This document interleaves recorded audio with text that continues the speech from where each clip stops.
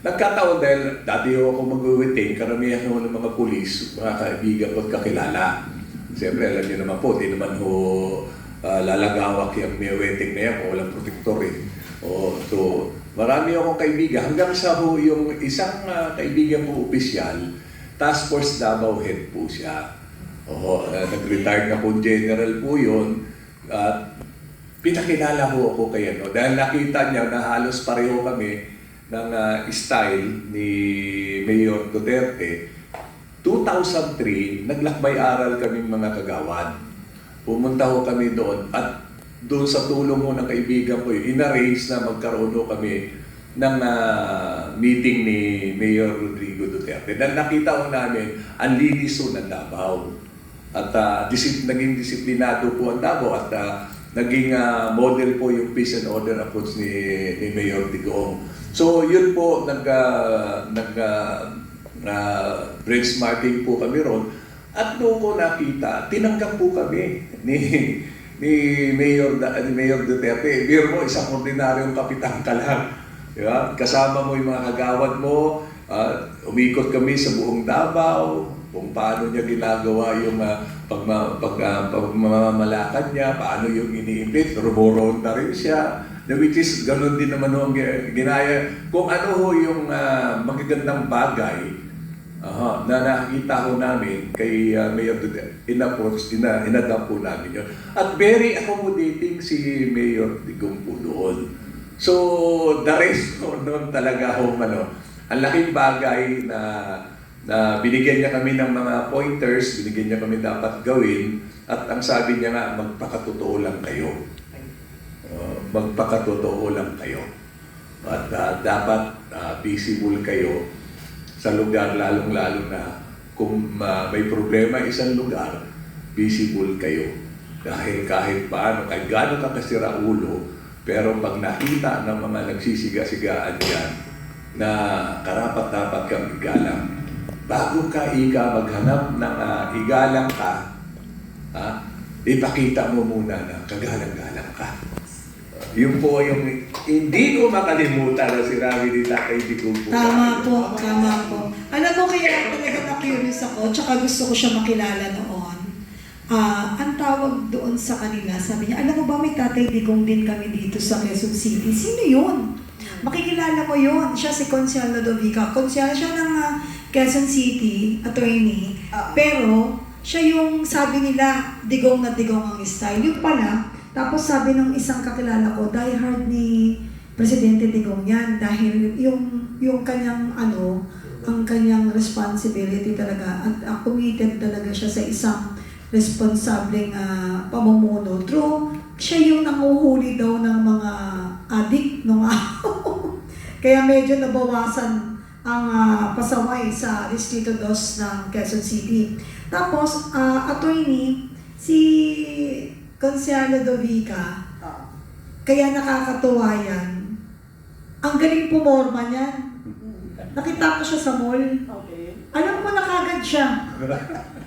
Yung lakad niya, alam ko na. Nung nakaupo ako doon sa, parang may mga kiosk doon sa middle ng Robinsons, doon sa galeriya. Sabi ko, siya talaga yan kasi mabango. May naiiwang amoy kapag kunwari, pagdaan niya, mabango talaga. And talagang nagbibigay siya talaga ng isang example para matandaan siya. At ito lang Attorney Yvette, dagdag ko bago ko ibigay sa iyo yung floor. Hindi siya kinakalaban ng kahit sino, even the mayor. Even the mayor, no? Hi, Mayor Joy. Ano apelido? Belmonte. Kasi Mayor, salamat dahil nire-respeto mo kung ano yung gusto ng lahat ng mga konsehal. Hindi katulad sa ibang city, para rin silang merong minority na naging majority. Talagang they insist. Yung kay Mayor Joy po, nakakatuwa, pinapapayaan niya lang kung anong gusto ng konsehal niya. Which is, talagang kailangan, kaya hindi ng ibang city, hindi yung pag-ayaw nyo, idadamay din ninyo yung kanyang forma ng serbisyo. With that, attorney, salamat, konsehal, babalikan kita mamaya, but for the meantime, ibibigay ko na po ang mikropono kay Attorney Yvette Contacto. Maraming salamat ka, Penny. And Counselor, before I Yes. continue, magko-comment lang po ako dun sa mga nailahad nyo sa aming mga listeners and vloggers, no? Sa tingin ko po, talagang may pag-asa pa ang Pilipinas kung may mga katulad na tao ni Tatay Digong, no, ni Bibi Sara, at ngayon si Councilor Ludovica. Naniniwala po ako na sila talaga ay nananalig sa Diyos. Kasi kailangan mo talaga ng isang Panginoon para gabayan ka kung kailangan mo makisama sa mga tao sa lipunan na katulad ng mga ipinahayag nga ni Councilor Ludovica. Hindi ko simple sabayan, no, doon sa sinasabi nilang lumalabag sa batas, gumagawa ng mga kriminalidad, lalong-lalo na kung ikaw ay nasa gitna, no, ng kanilang mga komunidad. Yung paglalahad ho niya na iniaalay niya ang buhay niya sa Panginoon, ibig sabihin lang nito na ginagampanan niya ang kanyang tungkulin sa lipunan nang walang takot dahil alam niya ang Panginoon ay nasa kanya.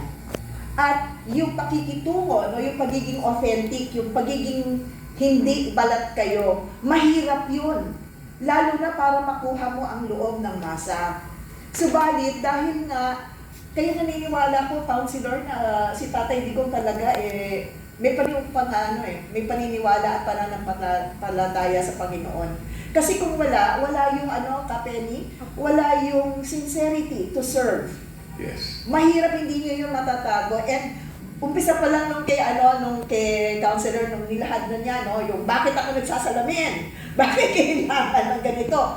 At yung paglalahad niya, yung dati niyang pinagdaanan, that to me speaks of authenticity. And we need more leaders, Councilor, na katulad nyo, lalong-lalo na po sa darating na 2028. No? Kaya Pilipinas, bago tayo mawawala ng pag-asa, pakinggan nyo mabuti si Councilor Ludovica, lalong-lalo na dito sa mga susunod na segment natin. And now, I also understand bakit siya tila, and probably mamaya ma-affirm niya to, kung bakit siya pro-Duterte. Okay? So anyway, Tatay Rani, Yeah.